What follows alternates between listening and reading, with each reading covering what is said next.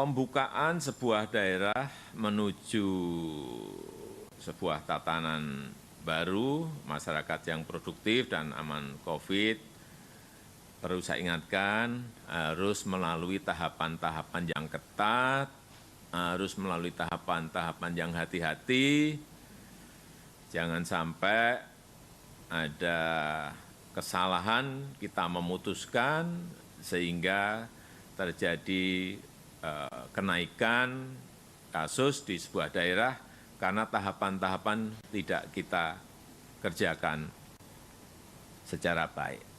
Yang pertama perlu saya ingatkan, perlunya prakondisi yang ketat.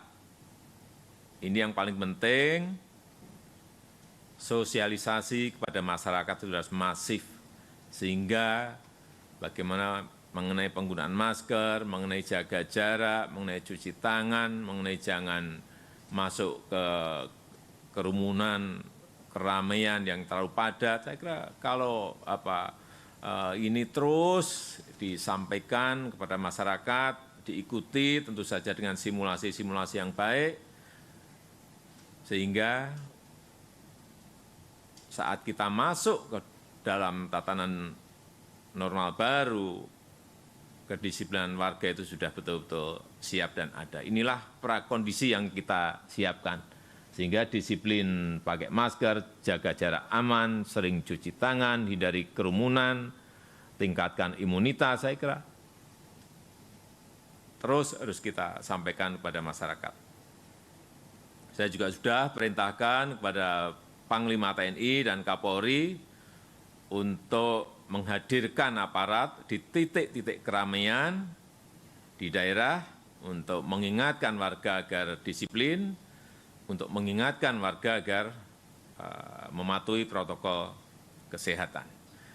Yang kedua, yang berkaitan dengan penentuan waktu, ini penting sekali. Kapan timingnya, ini penting sekali. Ini harus tepat. Kalkulasinya, hitungannya berdasarkan data dan fakta lapangan yang ada. Jadi saya ingatkan juga pada daerah apabila sudah ingin memutuskan masuk ke normal baru, bicarakan dulu dengan ketua gugus tugas, dengan gugus tugas. Datanya seperti apa, pergerakannya seperti apa, fakta-faktanya seperti apa, karena itu data di sini ada, saya lihat ada semuanya. Jadi lihat perkembangan data epidemiologi, terutama angka R0 dan angka RT. Perhatikan juga tingkat kepatuhan masyarakat. Pastikan manajemen di daerah siap tidak melaksanakan.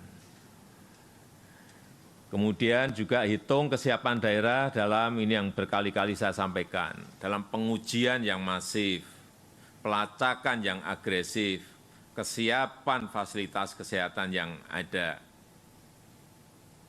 Ini benar-benar semuanya harus kita hitung dan kita pastikan. Kemudian yang ketiga, prioritas. Tidak semua langsung kita buka, tidak. Sektor dan aktivitas apa yang dimulai dibuka secara bertahap, itu pun secara bertahap, tidak langsung dibuka 100%. Beberapa daerah sudah melakukan, dibuka dulu 50%, dibuka dulu separuh, saya kira contoh-contoh beberapa daerah yang sudah melakukan akan kita evaluasi dan sangat bagus sebagai contoh kemarin persiapan dalam pembukaan tempat ibadah dengan protokol kesehatan saya lihat bagus untuk sektor ekonomi, sektor dengan penularan COVID yang rendah tapi memiliki dampak ekonomi yang tinggi itu didahulukan dan terutama ini sektor pertanian, peternakan, perkebunan, perikanan, industri manufaktur, sektor konstruksi, logistik, transportasi barang, sektor pertambangan, perminyakan, saya kira Ini sudah disampaikan oleh Ketua Gugus Tugas agar ini menjadi catatan kita semuanya. Dan yang keempat, saya ingin betul-betul diperkuat konsolidasi, koordinasi antara pusat dan daerah, provinsi, kabupaten, dan kota, sampai tentu saja ketika desa, RT, dan RW. Perkuat juga koordinasi di internal Forkompinda.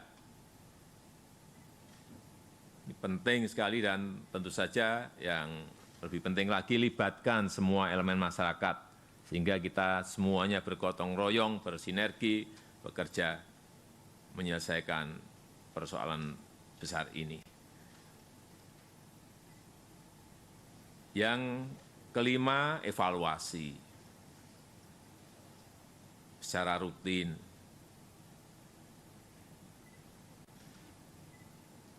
Sekali lagi, meskipun misalnya sebuah daerah kasus barunya sudah menurun, hati-hati, jangan sampai lengah.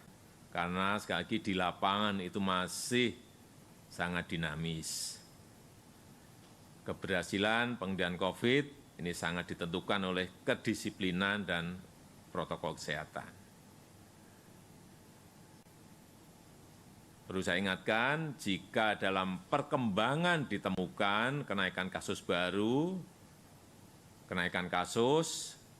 maka langsung akan kita lakukan pengetatan atau penutupan kembali. Saya rasa tadi sudah dijelaskan secara baik oleh Ketua Gugus Tugas, oleh Prof. Wiku, oleh Dr. Dewi, hal-hal yang perlu kita lakukan dari data-data yang ada. Saya kira kita harus semuanya optimis bahwa tantangan yang kita hadapi ini bisa kita kendalikan dengan baik, dengan harapan kita bisa menyelesaikan dalam waktu yang sesingkat-singkatnya sehingga kita bisa beraktivitas kembali. Saya rasa itu yang bisa saya sampaikan pada kesempatan yang baik ini. Selamat bertugas. Semoga Allah Subhanahu wa taala, Tuhan yang Maha Kuasa selalu melindungi kita semuanya. Terima kasih. Wassalamualaikum warahmatullahi wabarakatuh. Terima kasih sudah nonton. Jangan lupa like, subscribe, dan share ya.